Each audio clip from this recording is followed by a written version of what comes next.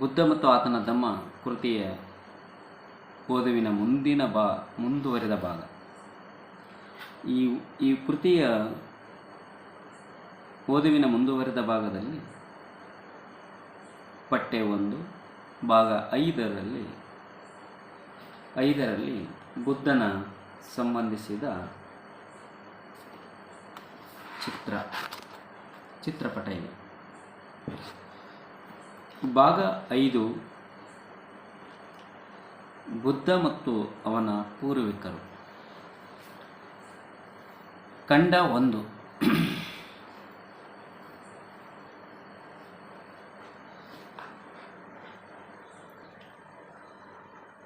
ಖಂಡ 1 ಬುದ್ಧ ಮತ್ತು ವೇದಕಾಲದ ಋಷಿಗಳು. 1. ವೇದಗಳು ಎಂದರೆ ಮಂತ್ರಗಳ ಒಂದು ಸಂಕಲನ. ಸ್ತೋತ್ರ ಅಥವಾ ಶ್ಲೋಕ ಎಂದು ಕರೆಯಲಾಗುವ ಇವುಗಳನ್ನು ಪಠಿಸುವವರನ್ನು ಋಷಿಗಳು ಎಂದು ಕರೆಯಲಾಗಿದೆ. 2. ಈ ವೇದ ಮಂತ್ರಗಳು ದೇವರುಗಳಾದ ಇಂದ್ರ, ಅಗ್ನಿ, ಸೋಮ, ಈಶಾನ, ಪ್ರಜಾಪತಿ, ಬ್ರಹ್ಮ, ಮಹಿದ್ದಿ, ಯಮ ಮುಂತಾದವರನ್ನು ಸ್ತುತಿಸುವ ಪ್ರಾರ್ಥನೆಗಳಾಗಿವೆ. 3. ಈ ಸ್ತೋತ್ರಗಳು ಶತ್ರುಗಳಿಂದ ತಮ್ಮ ರಕ್ಷಣೆಗಾಗಿ ಮೊರೆ ಹೋಗುವುದು ಹಾಗೂ ಧನ ಕನಕಗಳಿಗಾಗಿ ದೇವತೆಗಳಿಗಾಗಿ ಮದ್ಯ ಮಾಂಸಗಳಲ್ಲದೆ ಇತರೆ ಆಹಾರವನ್ನು ಅರ್ಪಣೆ ಮಾಡುವುದು ಇಂಥ ಕ್ರಿಯೆಗಳಿಗಾಗಿ ಭಕ್ತರು ಮಾಡುವ ಪ್ರಾರ್ಥನೆಯ ರೂಪಗಳಲ್ಲಿವೆ. 4. ವೇದಗಳಲ್ಲಿ ಯಾವುದೇ ರೀತಿಯ ತಾತ್ವಿಕ ಚಿಂತನೆಗಳು ಕಂಡುಬರುವುದಿಲ್ಲ. ಆದರೆ ವೇದಗಳ ಕಾಲದಲ್ಲಿ ಹಲವಾರು ಋಷಿಮುನಿಗಳು ಸ್ವಲ್ಪ ಮಟ್ಟಿಗೆ ತಾತ್ವಿಕ ಚಿಂತನೆಯಲ್ಲಿ ನಿರತರಾಗಿದ್ದ ನಿದರ್ಶನಗಳಿವೆ. 5. ವೇದಕಾಲದ ಋಷಿಗಳೆಂದರೆ 1. ಅಗಮರ್ಷಣ, 2. ಪ್ರಜಾಪತಿ ಪರಮಮೇಷ್ಠಿ, 3. ಬ್ರಹ್ಮಣಸ್ಮತಿ ಅಥವಾ ಬೃಹಸ್ಪತಿ, 4. ಅನಿಲ, 5. ದೀರ್ಘತಮಸ, 6. ನಾರಾಯಣ, 7. ಹಿರಣ್ಯಗರ್ಭ ಮತ್ತು 8. ವಿಶ್ವಕರ್ಮ. 6. ವೇದಗಳ ಕಾಲದ ಋಷಿಮುನಿಗಳಿಗೆ ಪ್ರಮುಖ ಸಮಸ್ಯೆಯಾಗಿ ಕಾಡಿದ ವಿಷಯಗಳೆಂದರೆ ಈ ಜಗತ್ತು ಹೇಗೆ ಆರಂಭವಾಯಿತು, ಇಲ್ಲಿಯ ಪ್ರತಿಯೊಂದು ವಸ್ತು ಹೇಗೆ ರೂಪುಗೊಂಡಿತು, ಅವುಗಳ ನಡುವಿನ ಅಸ್ತಿತ್ವ ಮತ್ತು ಸಾಮರಸ್ಯಕ್ಕೆ ಕಾರಣವೇನು, ಈ ಜಗದ ಸೃಷ್ಟಿಕರ್ತ ಯಾರು, ಅದು ಹೇಗೆ ರೂಪುಗೊಳ್ಳುತ್ತದೆ ಮತ್ತು ವಿಸರ್ಜನೆಯಾಗುತ್ತದೆ, ಈ ಜಗತ್ತು ಯಾವಾಗ ಮೂಡಿತು ಮತ್ತು ಎಂದು ಕೊನೆಗೊಳ್ಳುತ್ತದೆ, ಇವೇ ವಿಷಯಗಳು ಅವರನ್ನು ನಿರಂತರವಾಗಿ ಕಾಡಿದ ಜಿಜ್ಞಾಸೆಗಳು. 7. ಅಗಮರ್ಷಣ ಎಂಬ ಋಷಿಯ ಪ್ರಕಾರ ಈ ಜಗತ್ತು ತಪಸ್ಸೆಂದರೆ ತಾಪ ಅಥವಾ ಶಾಖದಿಂದ ಸೃಷ್ಟಿಯಾಯಿತು. ತಪಸ್ಸೆಂಬುದು ಶಾಶ್ವತವಾದ ಒಂದು ತತ್ವ ಹಾಗೂ ಸತ್ಯದ ಉಗಮಕ್ಕೆ ಕಾರಣವಾದ ಕೇಂದ್ರಬಿಂದು. ಇವುಗಳಿಂದಾಗಿ ತಮಸ್ಸು ಅಂದರೆ ಕತ್ತಲು ಸೃಷ್ಟಿಯಾಯಿತು. ತಮಸ್ಸಿನಿಂದ ಜಲ ಸೃಷ್ಟಿಯಾಯಿತು ಮತ್ತು ಅದರಿಂದ ಕಾಲವು ಉದಯಿಸಿತು. ಕಾಲದಿಂದ ಸೂರ್ಯಚಂದ್ರರು, ಸ್ವರ್ಗನರಕಗಳು, ಹಗಲು ರಾತ್ರಿಗಳು ಸೃಷ್ಟಿಯಾದವು. 8. ಬೃಹಸ್ಪತಿ ಎಂಬ ಮುನಿಯ ಪ್ರಕಾರ ನಿರ್ಜೀವದಿಂದ ಜೀವಕಣ ಸೃಷ್ಟಿಯಾಯಿತು. ಅವನ ಪ್ರಕಾರ ಅಸ್ತಿತ್ವ ಎಂದರೆ ಅನಂತವಾದದ್ದು. ಮೂಲದಲ್ಲಿ ಇಲ್ಲದಿರುವಿಕೆಯಿಂದ ಇರುವಿಕೆ ಹುಟ್ಟಿ ಬಂದದ್ದು. ಅಸತ್ ಅಂದರೆ ಇಲ್ಲದಿರುವಿಕೆಯಿಂದ ಸತ್, ಇರುವಿಕೆ ಸೃಷ್ಟಿಯಾಯಿತು. 9. ಇದಕ್ಕೆ ಪ್ರಜಾಪತಿ ಪರಮಮೇಷ್ಠಿ ಎಂಬ ಋಷಿಯು ನಿರ್ಜೀವದಿಂದ ಜೀವ ಸೃಷ್ಟಿಯಾಗಲು ಹೇಗೆ ಸಾಧ್ಯ ಎಂಬ ಪ್ರಶ್ನೆಯೊಂದಿಗೆ ತನ್ನ ಚಿಂತನೆಯನ್ನು ಆರಂಭಿಸಿದನು. ಅವನ ದೃಷ್ಟಿಯಲ್ಲಿ ಇದೊಂದು ಅಸಂಬದ್ಧವಾದ ಚಿಂತನೆಯಾಗಿತ್ತು. ಆದ್ದರಿಂದ ಅವನ ನಂಬಿಕೆಯ ಪ್ರಕಾರ ಭೂಮಿಯ ಮೇಲಿನ ಜಲಮೂಲವು ಜೀವಿಯ ಮೂಲವಸ್ತು. ಏಕೆಂದರೆ ಅವನ ದೃಷ್ಟಿಕೋನದಲ್ಲಿ ಜಲವೆಂದರೆ ಅದು ಜೀವವೂ ಅಲ್ಲ, ನಿರ್ಜೀವವೂ ಅಲ್ಲ. 10. ಪರಮೇಷ್ಠಿಯ ಪ್ರಕಾರ ವಸ್ತು ಮತ್ತು ಚೇತನಗಳ ನಡುವೆ ಯಾವ ಭೇದವೂ ಇಲ್ಲ. ಅವನ ಪ್ರಕಾರ ಜಲದಲ್ಲಿ ಅಂತರ್ಗತವಾಗಿದ್ದ ತತ್ವವು ಮನುಷ್ಯ ಜೀವಿಯ ಕಾಮ ಮತ್ತು ಅನಂತ ಆಕಾಂಕ್ಷೆಗಳಿಂದ ಕೂಡಿದೆ. ಇಂಥ ಅಂತರ್ಗತವಾದ ತತ್ವದಿಂದಾಗಿ ವಿಶ್ವದ ಈ ಎಲ್ಲ ರೂಪ ವೈವಿಧ್ಯಗಳು ಸೃಷ್ಟಿಯಾಗಿವೆ.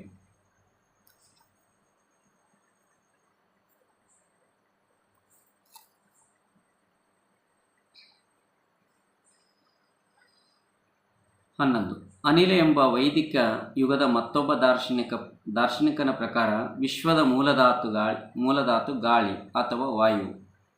ಚಲನಶಕ್ತಿಯು ವಾಯುವಿನ ಮೂಲ ಸ್ವರೂಪವಾಗಿದೆ. ಅದು ತನ್ನ ಶಕ್ತಿ ಮತ್ತು ಹೂಡಿಕೆ ತತ್ವದಿಂದ ಸಂಪನ್ನವಾಗಿದೆ.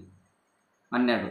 ದೀರ್ಘಾತ್ಮ ಎಂಬ ಚಿಂತಕನ ಪ್ರಕಾರ ಈ ವಿಶ್ವದ ಜೀವವಸ್ತುಗಳೆಲ್ಲವೂ ಮೂಲಭೂತವಾಗಿ ಸೂರ್ಯನನ್ನು ಅವಲಂಬಿಸಿವೆ. ಸೂರ್ಯನಲ್ಲಿರುವ ಅನಂತ ಹಾಗೂ ಅಗಾಧ ಶಕ್ತಿಯಿಂದಾಗಿ ಅವು ನಿರಂತರವಾಗಿ ಚಲನೆಯಲ್ಲಿರುತ್ತವೆ ಎಂಬುದು ಅವನ ವಾದವಾಗಿತ್ತು. 13. ಸೂರ್ಯನು ಬೂದು ಬಣ್ಣದ ಮೂಲದ್ರವ್ಯದಿಂದ ಕೂಡಿರುವಂತೆ ಮಿಂಚು, ಸಿಡಿಲು ಮತ್ತು ಅಗ್ನಿಯು ಅದೇ ಬಣ್ಣವನ್ನು ಪಡೆದಿವೆ. 14. ಸೂರ್ಯ, ಸಿಡಿಲು ಅಥವಾ ಮಿಂಚು ಮತ್ತು ಬೆಂಕಿ ಇವುಗಳು ಜಲತತ್ವದ ಮೂಲಧಾತುಗಳು. ನೀರು ಜಗತ್ತಿನ ಸಸ್ಯಗಳಿಗೆಲ್ಲ ಮೂಲಾಧಾರವಾದ್ದರಿಂದ ಇದು ವಿಶ್ವದ ಚರಾಚರಗಳಿಗೂ ಬೀಜರೂಪವಾದದ್ದು ಎಂಬುದು ದೀರ್ಘಾತ್ಮನ ಸಿದ್ಧಾಂತವಾಗಿತ್ತು. 15. ನಾರಾಯಣ ಎಂಬುವವನ ಪ್ರಕಾರ ಪುರುಷ ಅಂದರೆ ದೇವರು ವಿಶ್ವದ ಮೂಲಕ್ಕೆ ಕಾರಣ. ಆ ಮೂಲ ಪುರುಷನಿಂದ ಸೂರ್ಯ, ಚಂದ್ರ, ಭೂಮಿ, ಅಗ್ನಿ, ವಾಯು, ಆಕಾಶ, ದೇಶ, ಋತುಗಳು, ಸೂಕ್ಷ್ಮ ಜೀವಿಗಳು, ಪ್ರಾಣಿ ಪಕ್ಷಿಗಳು, ಮಾನವ ಮತ್ತು ಅವನ ಎಲ್ಲ ಆಚಾರಗಳು ಮೂಡಿಬಂದಿವೆ. 16. ಹಿರಣ್ಯಗರ್ಭ ಮುನಿಯ ವಾದವು ಪರಮಯಷ್ಟಿ ಮತ್ತು ನಾರಾಯಣ ಇವರುಗಳ ಪ್ರತಿಪಾದಿಸಿದ ಸಿದ್ಧಾಂತಗಳ ನಡುವಿನ ಒಂದು ಸಿದ್ಧಾಂತದಂತೆ ಕಾಣುತ್ತದೆ. ಹಿರಣ್ಯಗರ್ಭ ಎಂದರೆ ಸುವರ್ಣ ಬೀಜ. ವಿಶ್ವಕ್ಕೆಲ್ಲ ಕಾರಣವೆನಿಸಿದ ಆ ಸುವರ್ಣ ಬೀಜದಿಂದ ಈತರ ಎಲ್ಲ ಶಕ್ತಿಗಳು ಮತ್ತು ಜೀವಿಗಳು ರೂಪುಗೊಂಡವು ಎಂಬುದು ಈತನ ಸಿದ್ಧಾಂತದ ಪ್ರತಿಪಾದನೆಯಾಗಿದೆ. 17. ಹಿರಣ್ಯಗರ್ಭ ಎಂದರೆ ಅಗ್ನಿ.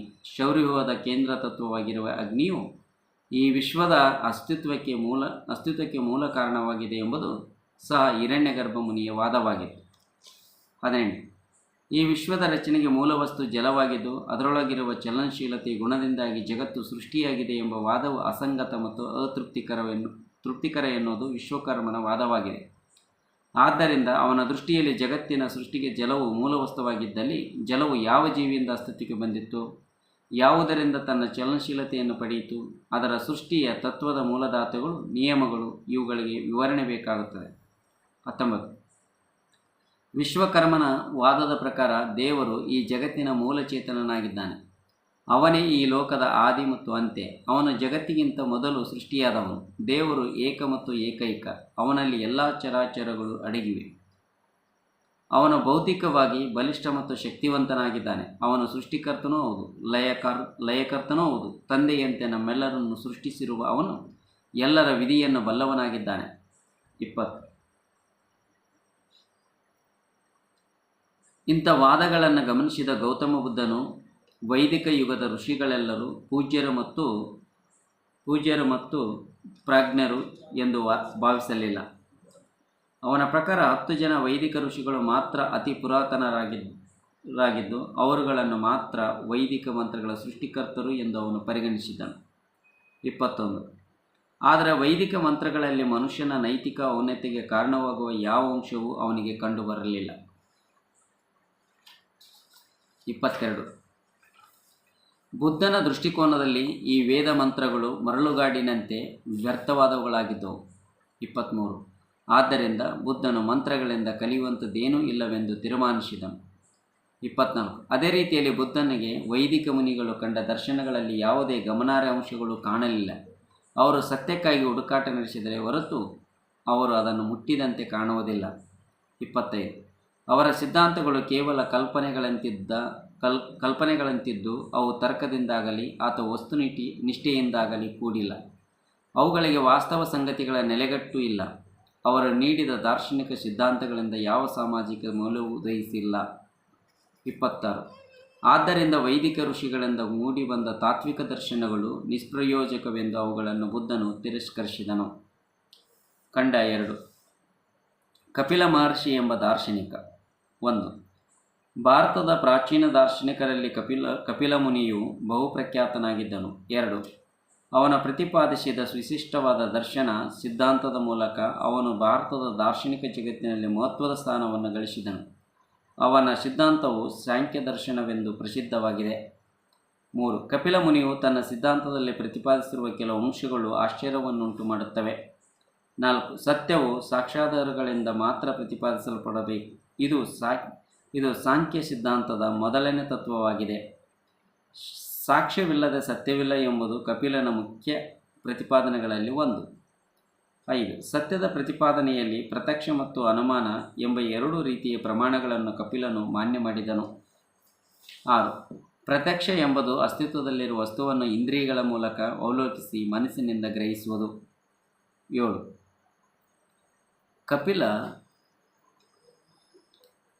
ಕಪಿಲನ ದೃಷ್ಟಿಕೋನದಲ್ಲಿ ಅನುಮಾನ ಎಂಬುದು 3 ರೀತಿಯಲ್ಲಿ ಇರುತ್ತದೆ. ಉದಾಹರಣೆಗೆ, ಮೊದಲನೆಯದಾಗಿ ಕಾರಣದಿಂದ ಕಾರ್ಯ, ಅಂದರೆ ಮೋಡ ಇದೆ ಅಂದುಕೊಂಡರೆ ಮಳೆ ಬರುತ್ತದೆ ಎಂದು ನಿರ್ಣಯಿಸಿದಂತೆ. ಎರಡನೆಯದಾಗಿ ಕಾರ್ಯವನ್ನು ನೋಡಿ ಕಾರಣವನ್ನು ನಿರ್ಧರಿಸುವುದು, ತುಂಬಿ ಹರಿಯುವ ನದಿಯನ್ನು ನೋಡಿ ಬೆಟ್ಟಗುಡ್ಡದಲ್ಲಿ ಮಳೆಯಾಗಿದೆ ಎಂದು ಊಹಿಸುವುದು. ಮೂರನೆಯದು ಕಲ್ಪನೆಗಳ ಮೂಲಕ, ಅಂದರೆ ಮನುಷ್ಯ ಚಲಿಸುತ್ತಿರುವಾಗ ಆಗಸದಲ್ಲಿ ನಕ್ಷತ್ರಗಳು ಚಲಿಸುತ್ತವೆ ಮತ್ತು ಅವುಗಳ ಸ್ಥಾನ ಬದಲಾಗುತ್ತದೆ ಎಂದು ಕಲ್ಪಿಸಿಕೊಳ್ಳುವುದು. 8. ಕಪಿಲನು ಪ್ರತಿಪಾದಿಸಿದ ದರ್ಶನಗಳಲ್ಲಿ ಬಹುಮುಖ್ಯವಾದ ಮೂಲತತ್ವವೆಂದರೆ ಕಾರಣತತ್ವ ಅಥವಾ ಕಾರ್ಯಕಾರಣ, ಅಂದರೆ ಸೃಷ್ಟಿ ಮತ್ತು ಅದರ ಕಾರಣ. 9.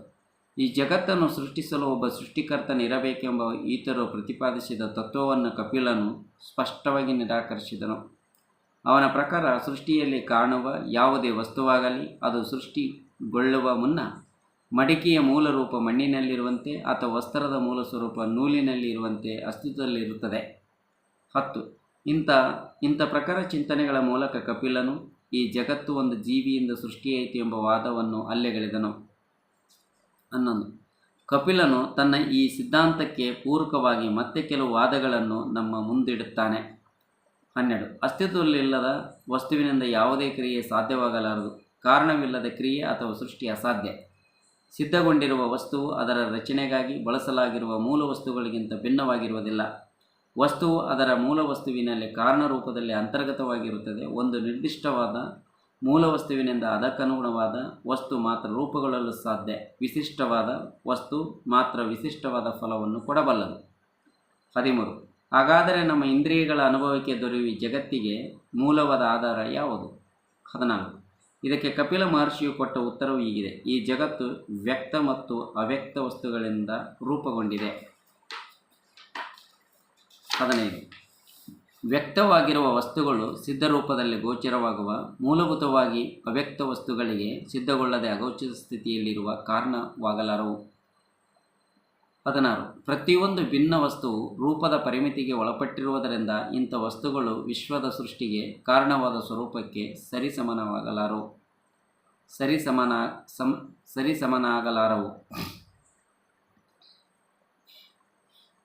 17. ಪ್ರತಿಯೊಂದು ವಸ್ತುವು ಮತ್ತೊಂದು ವಸ್ತುವಿಗೆ ಸಮಾನವಾಗಿದ್ದರೂ ಒಂದು ಮತ್ತೊಂದಕ್ಕೆ ಆಧಾರ ಎಂದು ಪರಿಗಣಿಸಲಾಗದು. ಮಿಗಿಲಾಗಿ ಅವು ಮೂಲ ವಸ್ತುವಿನಿಂದ ಮೂಡಿಬಂದಿರುವುದರಿಂದ ಅವುಗಳು ಅದೇ ಮೂಲಕ್ಕೆ ಕಾರಣವಾಗಲಾರವು. 18. ವಸ್ತುಗಳ ಕಾರಣದಿಂದ ಪರಿಣಾಮ ವ್ಯಕ್ತಗೊಳ್ಳುವುದು ನಿಜವಾದರೂ ಅದರ ಪರಿಣಾಮವು ಉದ್ದೇಶವನ್ನು ಒಳಗೊಂಡಿದ್ದರೂ ಅದರಿಂದ ಭಿನ್ನವಾಗಿರುತ್ತದೆ ಎಂದು ಕಪಿಲನು ಪ್ರತಿಪಾದಿಸಿದನು. ಆದ್ದರಿಂದ ವಿಶ್ವವು ತನ್ನಷ್ಟಕ್ಕೆ ತಾನೇ ಕಾರಣವಾಗಿರಲಾರದು, ಅದು ಬೇರೊಂದು ಕಾರಣದಿಂದ ಉಗಮವಾಗಿರಬೇಕೆಂದು ಊಹಿಸಿದನು. 19. ಅವ್ಯಕ್ತವು ಏಕೆ ಗೋಚರವಾಗುವುದಿಲ್ಲ ಎಂಬ ಪ್ರಶ್ನೆಗೆ ಮತ್ತು ಗ್ರಾಹ್ಯವಾಗಬಹುದಾದ ಚಲನೆಯನ್ನು ಅದು ಏಕೆ ತೋರುವುದಿಲ್ಲ ಎಂಬ ಪ್ರಶ್ನೆಗೆ ಕಪಿಲ ಮಹಾಮುನಿಯು ಈ ರೀತಿಯಲ್ಲಿ ಉತ್ತರಿಸಿದ್ದಾನೆ. 20. ಇದಕ್ಕೆ ಅನೇಕ ಕಾರಣಗಳಿರಬಹುದು.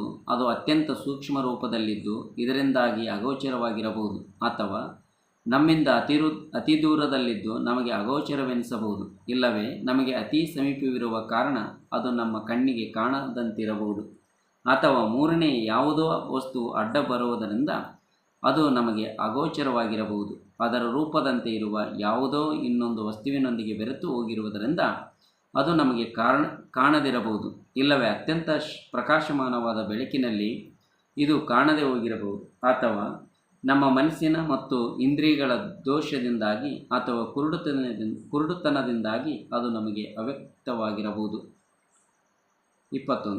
ಈ ವಿಶ್ವದ ಅಸ್ತಿತ್ವಕ್ಕೆ ಕಾರಣವೇನು ಮತ್ತು ವಿಶ್ವದ ಭಾಗವಾಗಿರುವ ವ್ಯಕ್ತ ಅಥವಾ ಅವ್ಯಕ್ತಗಳ ನಡುವೆ ಇರುವ ವ್ಯತ್ಯಾಸವೇನು ಎಂಬ ಪ್ರಶ್ನೆಗೆ ಕಪಿಲನ ಉತ್ತರವು ಈ ರೀತಿಯಲ್ಲಿದೆ. 22. ವ್ಯಕ್ತ ವಸ್ತುವಿಗೆ ಹೇಗೆ ಒಂದು ಕಾರಣ ಇರುತ್ತದೋ ಹಾಗೆ ಅವ್ಯಕ್ತಕ್ಕೂ ಒಂದು ಕಾರಣವಿದೆ. ಆದರೆ ಈ ಎರಡೂ ರೀತಿಯ ವಸ್ತುಗಳಿಗೂ ಆಧಾರವಾದ ಮೂಲವು ಮಾತ್ರ ಕಾರಣರಹಿತವೂ ಸ್ವತಂತ್ರವೂ ಆಗಿರುತ್ತದೆ. 23. ವ್ಯಕ್ತ ವಸ್ತುಗಳು ಅನೇಕ ರೀತಿಯಲ್ಲಿದ್ದು ಅವು ಕಾಲ ದೇಶಗಳಿಗೆ ಅಧೀನವಾಗಿರುತ್ತವೆ. ಅವುಗಳ ಮೂಲವು ಏಕವೂ ನಿತ್ಯವೂ ಆಗಿರುತ್ತದೆ. ವ್ಯಕ್ತ ವಸ್ತುಗಳು ಕ್ರಿಯಾಶೀಲವೂ ಪ್ರತ್ಯೇಕವೂ ಆಗಿರುತ್ತವೆ. ಆದರೆ ಇವುಗಳಿಗೆ ಆಧಾರವಾದ ಮೂಲಭೂತ ತತ್ವವು ಅಖಂಡವೂ ಕ್ರಿಯಾರಹಿತವೂ ಆಗಿರುತ್ತದೆ. 24. ಅವ್ಯಕ್ತದ ಬೆಳವಣಿಗೆಯ ಪ್ರಕ್ರಿಯೆಯು ಸತ್ವ, ರಜಸ್ ಮತ್ತು ತಮಸ್ ಎಂಬ 3 ಚಟುವಟಿಕೆಗಳಿಂದಾಗುತ್ತದೆ. ಇವುಗಳನ್ನು ತ್ರಿಗುಣಗಳು ಎಂದು ಕರೆಯಲಾಗಿದೆ. 25. ಈ ತ್ರಿಗುಣಗಳಲ್ಲಿ ಮೊದಲನೆಯದಾದ ಸತ್ವಗುಣವು ತೇಜಸ್ಸಿನಿಂದ ಕೂಡಿರುತ್ತದೆ ಮತ್ತು ಎಲ್ಲವನ್ನು ಪ್ರಕಾಶಗೊಳಿಸುವಂಥದ್ದಾಗಿದ್ದು ಅದು ಮನುಷ್ಯನಿಗೆ ಸಂತೋಷವನ್ನುಂಟು ಮಾಡುತ್ತದೆ. ಎರಡನೆಯ ರಜೋಗುಣವು ಚಲನೆಗೆ ಪ್ರೇರಕವಾಗಿದ್ದು ಮನುಷ್ಯನನ್ನು ಕ್ರಿಯಾಶೀಲಗೊಳಿಸುತ್ತದೆ. ಮೂರನೆಯದಾದ ತಮೋಗುಣವು ಮಂದ ಸ್ವಭಾವದಲ್ಲಿದ್ದು ನಿರ್ಬಂಧವನ್ನು ಉಂಟುಮಾಡುವುದರ ಮೂಲಕ ಜಡತ್ವ ಮತ್ತು ಆಲಸ್ಯಕ್ಕೆ ಕಾರಣವಾಗುತ್ತದೆ. 26. ಈ 3 ಗುಣಗಳ ಕ್ರಿಯೆಗಳ ನಡುವೆ ಸಂಬಂಧವಿದೆ. ಬಹುಪಾಲು ಜೊತೆಗೂಡುವುದು, ಒಂದು ಮತ್ತೊಂದರೊಂದಿಗೆ ಸ್ಪರ್ಧಿಸುವುದು, ಇಲ್ಲವೇ ಪರಸ್ಪರ ಬೆರೆತು ಸಹಯೋಗದಲ್ಲಿ ಕ್ರಿಯಾಶೀಲವಾಗಿರುತ್ತವೆ. ಇವು ಒಂದು ರೀತಿಯಲ್ಲಿ ಉರಿಯುವ ದೀಪದಲ್ಲಿರುವ ಎಣ್ಣೆ, ಬತ್ತಿ ಹಾಗೂ ಬೆಳಕು ಇದ್ದಂತೆ ತೋರುತ್ತದೆ. 27. ಈ ತ್ರಿಗುಣಗಳು ಸರಿಯಾದ ಸಮತೋಲನದಿಂದ ಕೂಡಿದ್ದು ಒಂದು ಮತ್ತೊಂದರೊಂದಿಗೆ ಸ್ಪರ್ಧೆಗೆ ಇಳಿಯದಿದ್ದಾಗ ಈ ವಿಶ್ವವು ಸ್ತಬ್ಧವಾಗಿ ಅಚೇತನ ವಿಕಾಸವು ನಿಂತು ಹೋಗುತ್ತದೆ. 28. ಈ ತ್ರಿಗುಣಗಳ ನಡುವೆ ಸಮತೋಲನವು ತಪ್ಪಿ ಅವುಗಳಲ್ಲಿ ಸ್ಪರ್ಧೆ ಉಂಟಾದಾಗ ಮಾತ್ರ ಜಗತ್ತು ಕ್ರಿಯಾಶೀಲವಾಗಿ ವಿಕಾಸವು ಕುಡಿಯೊಡೆಯುತ್ತದೆ. 29. ಈ 3 ಗುಣಗಳ ನಡುವೆ ಅಸಮತೋಲನ ಏಕೆ ಉಂಟಾಗುತ್ತದೆ ಎಂಬ ಪ್ರಶ್ನೆಗೆ ಕಪಿಲನು ಹೀಗೆ ಉತ್ತರಿಸಿದ್ದಾನೆ. ಈ ತ್ರಿಗುಣಗಳ ನಡುವಿನ ಸಮತೋಲನ ತಪ್ಪಲು ಮೂಲ ಕಾರಣ ದುಃಖ. 30. ಇವಿಷ್ಟು ಕಪಿಲ ಮಹಾಮುನಿಯು ತನ್ನ ಸಾಂಖ್ಯ ಸಿದ್ಧಾಂತದಲ್ಲಿ ಪ್ರತಿಪಾದಿಸಿದ ಪ್ರಮುಖ ತತ್ವಗಳು. 31. ಸಾಂಖ್ಯ ಸಿದ್ಧಾಂತವು ಬುದ್ಧನ ಮೇಲೆ ಇತರ ಸಿದ್ಧಾಂತಗಳಿಗಿಂತ ಹೆಚ್ಚು ಪ್ರಭಾವ ಬೀರಿತು.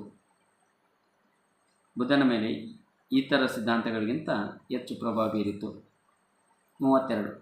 ಬುದ್ಧನಿಗೆ ಕಪಿಲನ ಸಿದ್ಧಾಂತವು ಮಾತ್ರ ವಸ್ತುನಿಷ್ಠವಾಗಿದ್ದು ಹೆಚ್ಚು ತರ್ಕಬದ್ಧವಾಗಿರುವಂತೆ ಕಂಡಿತು.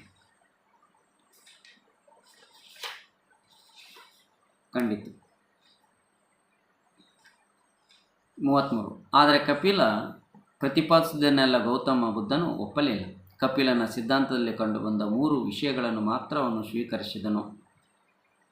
34. ಸತ್ಯವು ಯಾವಾಗಲೂ ಪ್ರಮಾಣವನ್ನು ಆಧರಿಸಿ ನಿಂತಿರಬೇಕು ಮತ್ತು ವೈಚಾರಿಕತೆಯನ್ನು ಆಧರಿಸಿರಬೇಕು ಎಂಬುದು ಬುದ್ಧನಿಗೆ ಸರಿ ಅನಿಸಿತು. 35. ದೇವರು ಇದ್ದಾನೆ ಮತ್ತು ಅವನು ಈ ಜಗತ್ತನ್ನು ಸೃಷ್ಟಿಸಿದ್ದಾನೆ ಎಂಬ ಕಲ್ಪನೆ ತರ್ಕಬದ್ಧವಲ್ಲ, ಇದಕ್ಕೆ ವಾಸ್ತವ ಆಧಾರಗಳಿಲ್ಲ ಎಂಬ ವಿಚಾರವನ್ನು ಗೌತಮ ಬುದ್ಧನು ಒಪ್ಪಿದನು. 36. ಈ ಜಗತ್ತಿನಲ್ಲಿ ದುಃಖ ತುಂಬಿದೆ ಎಂಬ ವಾದವನ್ನು ಸಹ ಅವನು ಒಪ್ಪಿದನು. 37. ಕಪಿಲನ ಸಿದ್ಧಾಂತದ ಉಳಿದ ಅಂಶಗಳು ತನ್ನ ಪಾಲಿಗೆ ಅಪ್ರಸ್ತುತ ಎಂದು ಬುದ್ಧನು ಅವುಗಳನ್ನು ಬದಿಗೊತ್ತಿದನು. ಕಂಡ 3 ಬ್ರಾಹ್ಮಣಗಳು.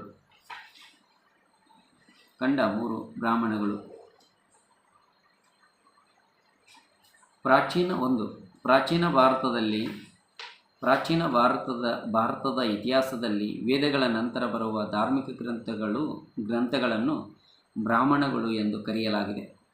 ವೇದಗಳು ಮತ್ತು ಬ್ರಾಹ್ಮಣಗಳನ್ನು ಪವಿತ್ರ ಗ್ರಂಥಗಳು ಎಂದು ನಂಬಲಾಗಿದೆ.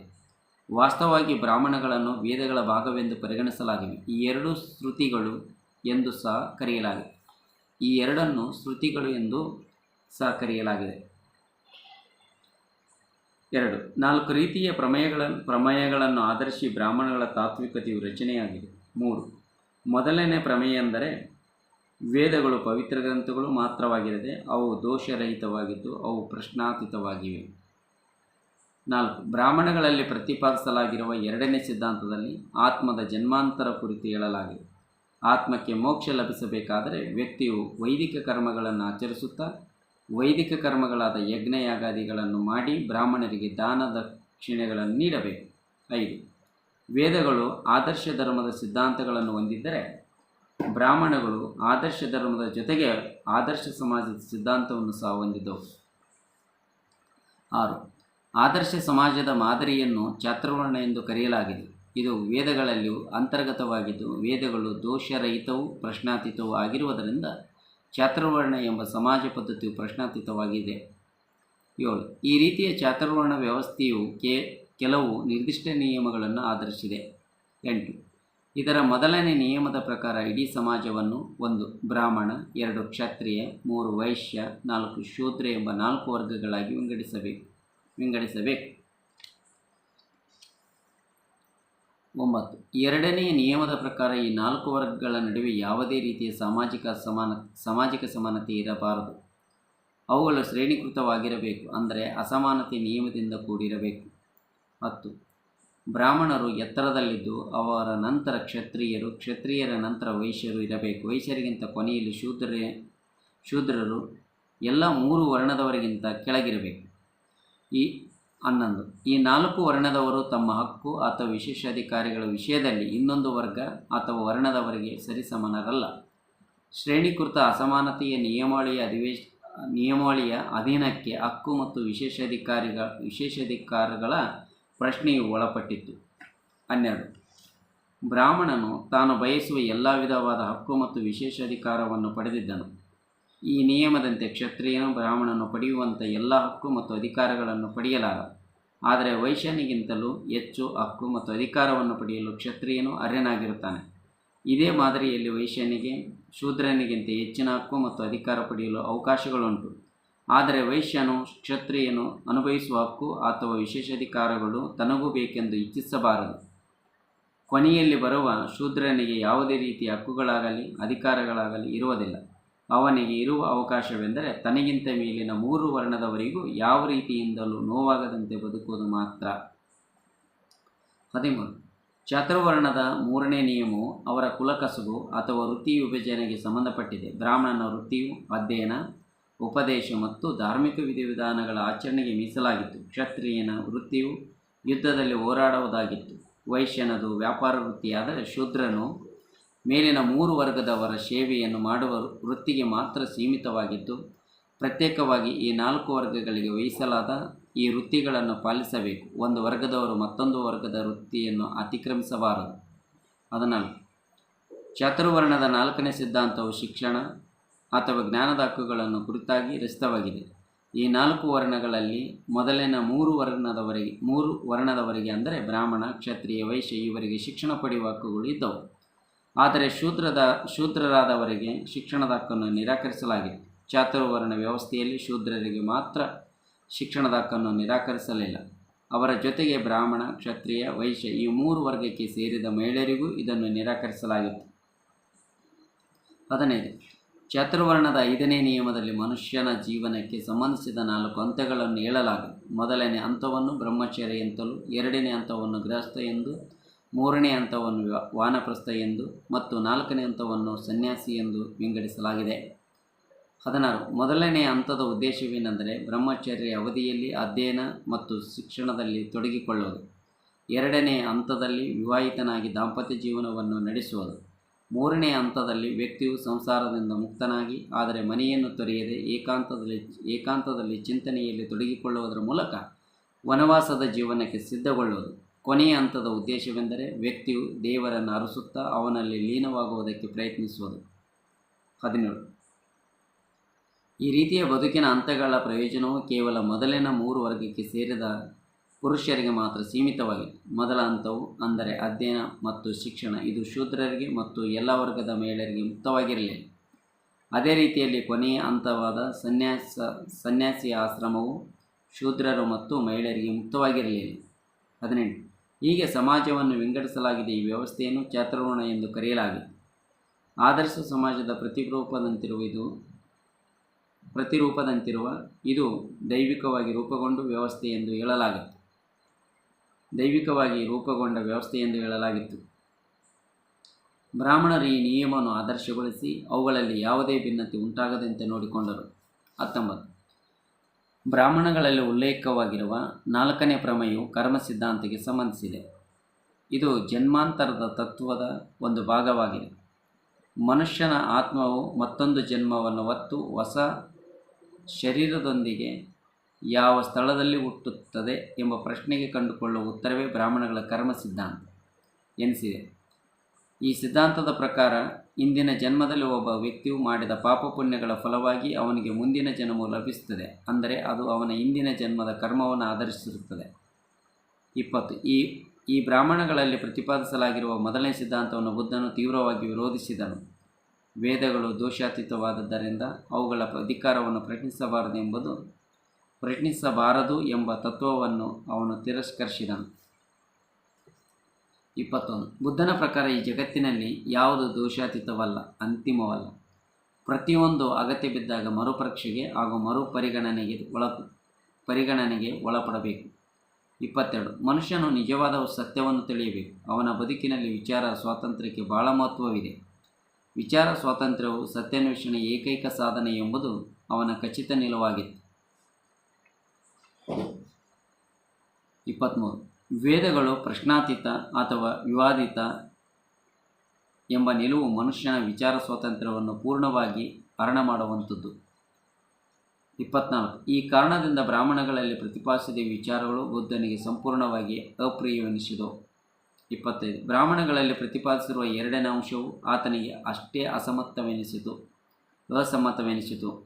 ಯಜ್ಞದಿಂದ ಒಳಿತಾಗುವ ವಿಷಯದಲ್ಲಿ ಬುದ್ಧನಿಗೆ ಸಹಮತವಿತ್ತು. ಆದರೆ ಯಜ್ಞದಲ್ಲಿ ನಿಜವಾದ ತ್ಯಾಗದ ಯಜ್ಞ ಯಾವುದು ಮತ್ತು ತ್ಯಾಗದ ಹೆಸರಿನಲ್ಲಿ ನಡೆಯುವ ಮೋಸದ ಯಜ್ಞ ಯಾವುದು ಎಂಬ ಅರಿವಿರಬೇಕು ಎಂದು ಅವನು ಬಯಸಿದನು. 26. ಇತರರ ಒಳಿತಿಗಾಗಿ ತ್ಯಾಗ ಮಾಡುವುದು ಎಂಬ ಅರ್ಥದಲ್ಲಿ ಮಾಡುವ ಯಜ್ಞವು ನಿಜವಾದ ಯಜ್ಞವೆಂದು ಕರೆದನು. ಕೇವಲ ತನ್ನ ಸ್ವಾರ್ಥಕ್ಕಾಗಿ ಪ್ರಾಣಿವಧೆಯನ್ನು ಮಾಡಿ ದೇವರಿಗೆ ಅರ್ಪಿಸುವ ಯಜ್ಞವನ್ನು ಬುದ್ಧನು ಮೋಸದ ಯಜ್ಞ ಎಂದು ಕರೆದನು. 27. ಬ್ರಾಹ್ಮಣರ ಬಹುಪಾಲು ಯಜ್ಞಗಳಲ್ಲಿ ದೇವರನ್ನು ಒಲಿಸಿಕೊಳ್ಳುವುದಕ್ಕಾಗಿ ಪ್ರಾಣಿಗಳನ್ನು ಬಲಿಕೊಡಲಾಗುತ್ತಿತ್ತು. ಅಂಥ ಯಜ್ಞಗಳನ್ನು ಮೋಸದ ಯಜ್ಞಗಳು ಎಂದು ಕರೆದ ಬುದ್ಧನು ಅವುಗಳನ್ನು ಖಂಡಿಸಿದನು. ಮೋಕ್ಷ ಸಾಧನೆಗಾಗಿ ಇಂಥ ಯಜ್ಞಗಳನ್ನು ಮಾಡುವುದರ ಬಗ್ಗೆ ಅವನಿಗೆ ಸಹಮತವಿರಲಿಲ್ಲ. 28. ಯಜ್ಞಗಳಲ್ಲಿ ನಡೆಯುತ್ತಿದ್ದ ಈ ಪ್ರಾಣಿ ಬಲಿಯನ್ನು ಕಂಡು ಯಜ್ಞ ವಿರೋಧಿಗಳು ಬ್ರಾಹ್ಮಣರನ್ನು ಕುರಿತು, ಯಜ್ಞದಲ್ಲಿ ಬಲಿಯಾದ ಪ್ರಾಣಿಯು ಸ್ವರ್ಗಕ್ಕೆ ಹೋಗುವುದು ನಿಜವಾದರೆ ನೀವು ನಮ್ಮ ತಂದೆಯನ್ನು ಬಲಿಕೊಟ್ಟು ಅವರನ್ನು ನೇರವಾಗಿ ಸ್ವರ್ಗಕ್ಕೆ ಏಕೆ ಕಳಿಸಬಾರದು ಎಂದು ಅಪಹಾಸ್ಯ ಮಾಡುತ್ತಿದ್ದರು. 29. ಈ ಅಭಿಪ್ರಾಯವನ್ನು ಬುದ್ಧನು ಮನಸಾರೆ ಒಪ್ಪಿದನು. 30. ಯಜ್ಞಗಳಲ್ಲಿ ಪ್ರಾಣಿ ಬಲಿಗೆ ಮನ್ನಣೆ ನೀಡುವ ಚಾತುರ್ವರ್ಣವು ಬುದ್ಧನಿಗೆ ಅಸಹ್ಯವೆನಿಸಿದಂತೆ ಬ್ರಾಹ್ಮಣಗಳಲ್ಲಿ ಪ್ರತಿಪಾದಿಸಲಾಗಿರುವ ವರ್ಣಧರ್ಮವು ಅವನಲ್ಲಿ ಜಿಗುಪ್ಸೆ ಹುಟ್ಟಿಸಿತು. 31. ಬ್ರಾಹ್ಮಣ ಧರ್ಮದಲ್ಲಿನ ಚಾತುರ್ವರ್ಣ ವ್ಯವಸ್ಥೆಯನ್ನು ಬುದ್ಧನು ಅಸಹಜವಾದ ಸಾಮಾಜಿಕ ಸಿದ್ಧಾಂತ ಎಂದು ನಿರಾಕರಿಸಿದನು. 32. ಬ್ರಾಹ್ಮಣ ಸಮಾಜವು ರೂಪಿಸಿದ ಈ ವರ್ಣ ವ್ಯವಸ್ಥೆಯು ಬದಲಾವಣೆಯು ಆಸ್ಪದವೇ ಇಲ್ಲದಂಥ ಒಂದು ಜಡ ಸಾಮಾಜಿಕ ವ್ಯವಸ್ಥೆಯಾಗಿದೆ. ಇದರ ಪ್ರಕಾರ ಒಮ್ಮೆ ಬ್ರಾಹ್ಮಣನಾದವನು ಜೀವನ ಪರ್ಯಂತ ಬ್ರಾಹ್ಮಣನಾಗಿಯೂ, ಒಮ್ಮೆ ಕ್ಷತ್ರಿಯನಾಗಿ ಹುಟ್ಟಿದವನು ಶಾಶ್ವತವಾಗಿ ಕ್ಷತ್ರಿಯನಾಗಿಯೂ, ಒಮ್ಮೆ ವೈಶ್ಯನಾದವನು ಸದಾ ವೈಶ್ಯನಾಗಿಯೂ ಮತ್ತು ಒಮ್ಮೆ ಶೂದ್ರನಾದವನು ಸದಾ ಶೂದ್ರನಾಗಿಯೂ ಇರಬೇಕು. ಹುಟ್ಟಿನ ಆಕಸ್ಮಿಕ ಕಾರಣಕ್ಕಾಗಿ ವ್ಯಕ್ತಿಯ ಸಾಮಾಜಿಕ ಸ್ಥಾನಮಾನಗಳು ನಿರ್ಣಯಗೊಳ್ಳುತ್ತವೆ. ಈ ಸಾಮಾಜಿಕ ವ್ಯವಸ್ಥೆಯಲ್ಲಿ ಒಬ್ಬ ವ್ಯಕ್ತಿಯು ಎಷ್ಟೇ ಹೀನ ಕೆಲಸ ಮಾಡಿದರೂ ಅವನ ಜಾತಿಯ ಸ್ಥಾನಮಾನಕ್ಕೆ ಯಾವುದೇ ಕುಂದುಂಟಾಗುವುದಿಲ್ಲ. ಹಾಗೆ ಇನ್ನೊಬ್ಬನಲ್ಲಿ ಎಷ್ಟೇ ಉನ್ನತವಾದ ಗುಣಗಳಿದ್ದರೂ ಅವನ ಜಾತಿಯ ಸ್ಥಾನಮಾನ ಮೇಲೇರುವುದಿಲ್ಲ. ಈ ವ್ಯವಸ್ಥೆಯಲ್ಲಿ ಒಳ್ಳೆಯದಕ್ಕೆ ಆಗಲಿ ಬೆಳವಣಿಗೆಯಾಗಲಿ ಅವಕಾಶವಿಲ್ಲ. 33. ಎಲ್ಲ ಸಮಾಜದಲ್ಲಿಯೂ ಅಸಮಾನತೆಯು ಇರುವುದು ನಿಜ, ಆದರೆ ಬ್ರಾಹ್ಮಣ ಸಮಾಜದಲ್ಲಿ ಅದರ ಸ್ವರೂಪವೇ ಬೇರೆಯಾಗಿದೆ. ಬ್ರಾಹ್ಮಣ ಸಮಾಜವು ಪ್ರತಿಪಾದಿಸಿದ ಅಸಮಾನತೆಯ ಒಂದು ಅಧಿಕೃತ ಧಾರ್ಮಿಕ ಸಿದ್ಧಾಂತವಾಗಿದೆ. ಇದು ತಂತಾನೇ ಬೆಳೆದು ರೂಪುಗೊಂಡ ಸಿದ್ಧಾಂತವಲ್ಲ. ಇದಕ್ಕೆ ಸಮಾನತೆಯಲ್ಲಿ ವಿಶ್ವಾಸವಿರಲಿಲ್ಲ. ವಾಸ್ತವವಾಗಿ ಇದು ಸಮಾನತೆ ವಿರೋಧಿಯಾಗಿದೆ. 34. ಬ್ರಾಹ್ಮಣ ಧರ್ಮವು ಕೇವಲ ಅಸಮಾನತೆಯನ್ನು ಒಪ್ಪಿಕೊಂಡು ಸುಮ್ಮನಾಗಲಿಲ್ಲ. ವರ್ಗೀಕೃತ ಅಸಮಾನತೆಯಲ್ಲಿ ಅದರ ನಿಜವಾದ ಆತ್ಮವಿದೆ. 35. ಈ ರೀತಿಯ ವರ್ಗೀಕೃತ ಅಸಮಾನತೆಯಿಂದ ಸಾಮಾಜಿಕ ಸಂಘರ್ಷಕ್ಕೆ ಬದಲಾಗಿ ವರ್ಗಗಳ ನಡುವೆ ದ್ವೇಷ, ಅಸೂಯೆ ಬೆಳೆಯುತ್ತದೆ ಎಂದು ಬುದ್ಧನು ಗ್ರಹಿಸಿದನು. ಉನ್ನತ ವರ್ಗದವರು ಕೆಳಗು ವರ್ಗದವರನ್ನು ತಾತ್ಸಾರ್ಯ ಭಾವದಿಂದ ನೋಡುವುದರ ಫಲವಾಗಿ ಸಾಮಾಜಿಕ ವಿರಸವು ಶಾಶ್ವತವಾಗುತ್ತದೆ ಎಂದು ಅವನು ಭಾವಿಸಿದನು. 36. ಚಾತುರ್ವರ್ಣ ಸಿದ್ಧಾಂತದಲ್ಲಿ ಈ 4 ವರ್ಣಗಳ ಕಸುಬುಗಳು ಸ್ಪಷ್ಟವಾಗಿ ನಿರ್ಧರಿಸಲ್ಪಟ್ಟಿದ್ದವು. ವ್ಯಕ್ತಿಯೊಬ್ಬ ತನಗೆ ಬೇಕಾದ ವೃತ್ತಿಯನ್ನು ಆಯ್ಕೆ ಮಾಡಿಕೊಳ್ಳುವ ಸ್ವಾತಂತ್ರ್ಯ ಇರಲಿಲ್ಲ. ಈ ರೀತಿ ವೃತ್ತಿಯನ್ನು ನಿರ್ದಿಷ್ಟಗೊಳಿಸುವಾಗ ವ್ಯಕ್ತಿಯ ಕೌಶಲ್ಯ ಅಥವಾ ಕುಶಲತೆಯನ್ನು ಗಮನಿಸದೆ ಕೇವಲ ಅವನ ಹುಟ್ಟಿಗೆ ಅನುಗುಣವಾಗಿ ನಿರ್ಣಯಿಸಲಾಗಿತ್ತು. 37. ಈ ಚತುರ್ವರ್ಣ ಸಿದ್ಧಾಂತವನ್ನು ಕೂಲಂಕುಷವಾಗಿ ಪರೀಕ್ಷಿಸಿ ವಿಮರ್ಶೆಗೆ ಒಳಪಡಿಸಿದ ಗೌತಮ ಬುದ್ಧನು ಬ್ರಾಹ್ಮಣಗಳಲ್ಲಿ ಪ್ರತಿಪಾದಿತವಾಗಿರುವ ಮತ್ತು ಸಾಮಾಜಿಕ ವ್ಯವಸ್ಥೆಗೆ ಆಧಾರವಾದ ಈ ದಾರ್ಶನಿಕ ತತ್ವಗಳು ಸ್ವಾರ್ಥದಿಂದ ಕೂಡಿರದಿದ್ದರೂ ತಪ್ಪು ತಿಳುವಳಿಕೆಯಿಂದ ಕೂಡಿವೆ ಎಂಬುದನ್ನು ಮನಗಂಡರು. 38.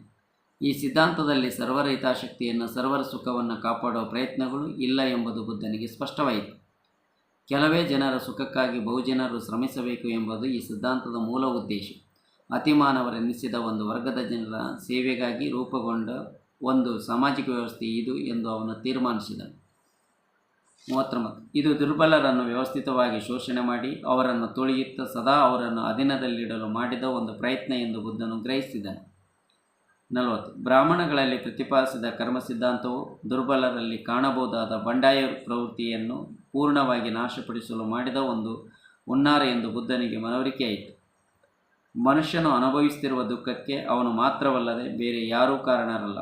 ಬಂಡಾಯ ಪ್ರವೃತ್ತಿಯಿಂದ ಮನುಷ್ಯನು ದುಃಖದ ಸ್ವರೂಪವನ್ನು ಎಂದಿಗೂ ಬದಲಾಯಿಸಲಾರನು. ಏಕೆಂದರೆ ಈ ಜನ್ಮದ ನಮ್ಮ ದುಃಖವು ನಮ್ಮ ಹಿಂದಿನ ಕರ್ಮದ ಫಲವಾಗಿದೆ ಎಂದು ಕರ್ಮ ಸಿದ್ಧಾಂತದಲ್ಲಿ ಹೇಳಲಾಗಿದೆ. 41. ಬ್ರಾಹ್ಮಣಗಳ ಈ ಸಾಮಾಜಿಕ ಸಿದ್ಧಾಂತದಿಂದ ಹೆಚ್ಚು ಆಘಾತವನ್ನು ಅನುಭವಿಸಿದ ಜನರೆಂದರೆ ಶೂದ್ರರು ಮತ್ತು ಎಲ್ಲ ವರ್ಣದ ಸ್ತ್ರೀಯರು.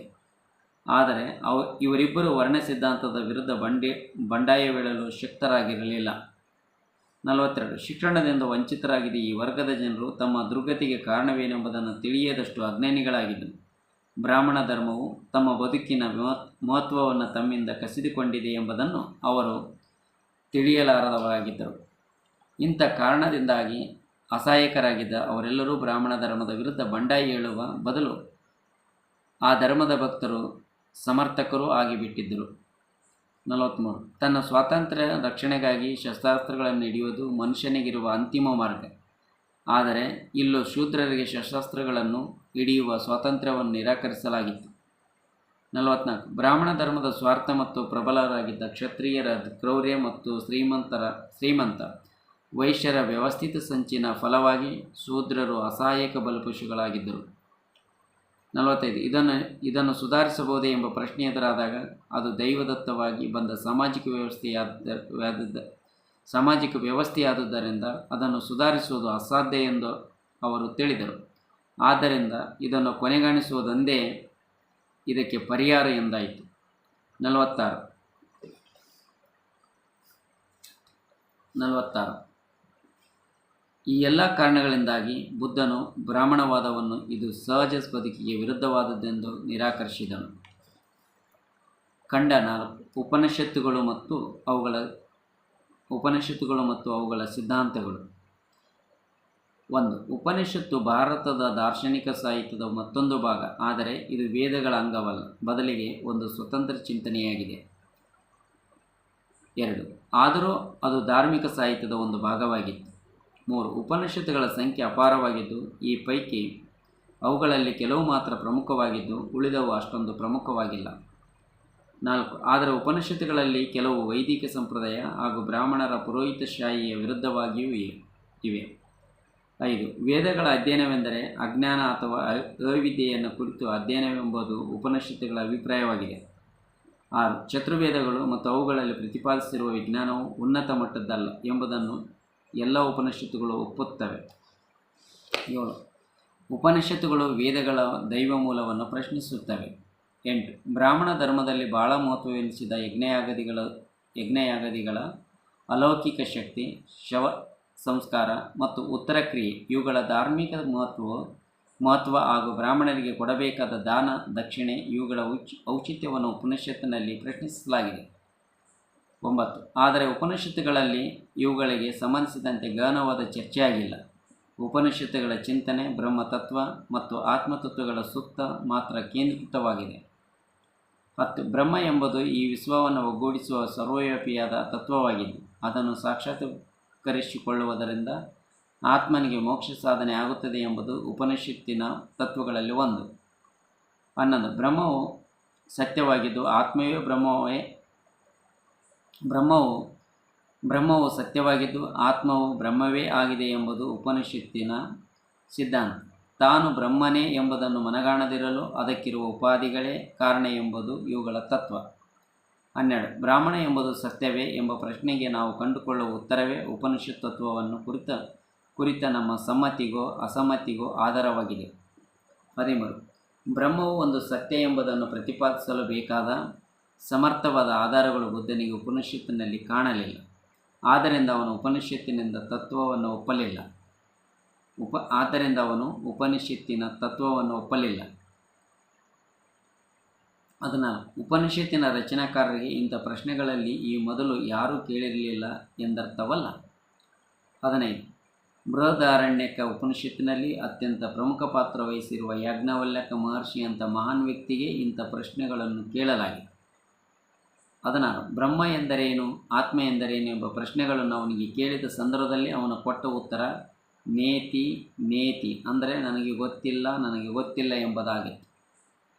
17. ಈ ಕಾರಣದಿಂದಾಗಿ ಯಾರಿಗೂ ತಿಳಿಯದ ಒಂದು ತತ್ವ ಅದು ಹೇಗೆ ಸತ್ಯವೆನಿಸುತ್ತದೆ? ಇದು ಬುದ್ಧನ ಪ್ರಶ್ನೆಯಾಗಿತ್ತು. ಹೀಗಾಗಿ ಉಪನಿಷತ್ತಿನ ಮೂಲತತ್ವವು ಕೇವಲ ಕಾಲ್ಪನಿಕವಾದದ್ದು ಎಂದು ಭಾವಿಸಿದ ಅವನು ಅದನ್ನು ಸಹ ನಿರಾಕರಿಸಿದನು.